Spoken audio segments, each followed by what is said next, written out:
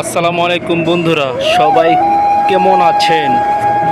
আজকে এসেছি আমাদের গ্রামের বাড়ি।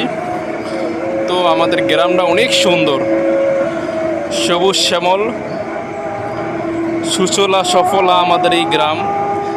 আসলে কার না মনে চায় গ্রামে থেকে যেতে? তো যার যার কর্মস্থল তার তার সেখানে যাওয়া লাগবে। মূলত কথা হচ্ছে, যার জীবিকা যে জায়গায়, তার সেই জায়গায় থাকতে হবে। আমাদের এই ঘরবাড়ি, এই যে বরিশাল, আমাদের বাড়ি কিন্তু বরিশাল, বুঝতে পারছেন? আমাদের বাড়ি বরিশাল। এই গ্রামে আমার অনেক মায়া। আমার আমার মনে চায় আমি এই গ্রামে একেবারে থেকে যাই। আসলে জীবিকার তাগিদের কারণে থাকা হয় না। গ্রামের বাড়ি আসি বছরে 2-1 বার। তো আসলে এবার আমি আপনাদের জন্য একটা ভিডিও নিয়ে আসলাম। ভালো লাগলে আমার এই ভিডিওটি শেয়ার করে দেবেন, সাবস্ক্রাইব করবেন, শেয়ার করবেন, ফলো করবেন।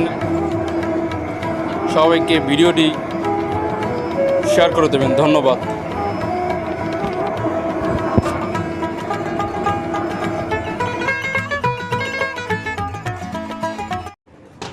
বন্ধুরা, গ্রামের বাড়ি যাওয়ার পরে আমি আমার এক ফ্রেন্ডের সাথে তাদের বাড়ি গিয়েছিলাম।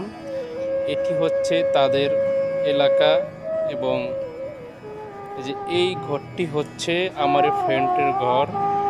হ্যাঁ, এটা আমার ফ্রেন্ডের ঘর। এটা হচ্ছে তাদের এলাকা।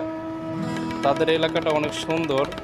গ্রামের বাড়ি তো, এগুলা ক্যামেরা বন্দি। পাড় ভাঙা এক নদী, আমি নৌকা হতাম যদি, ভাসতে ভাসতে যেতাম তোমার কাছে।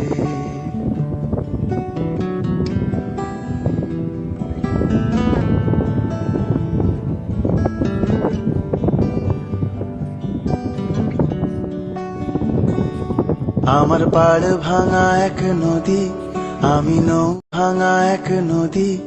আমি নৌকা হতাম যদি, ভাসতে ভাসতে যেতাম তোমার কাছে।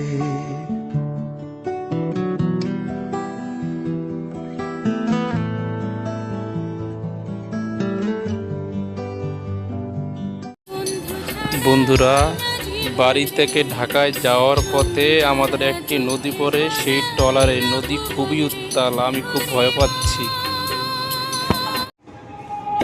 বন্ধুরা, এটা হচ্ছে ভাঙা গোল চত্বর।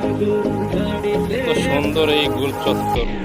আসলে এগুলা নিজে না দেখলে এই সড়কগুলো বিশ্বাস করার মতো না।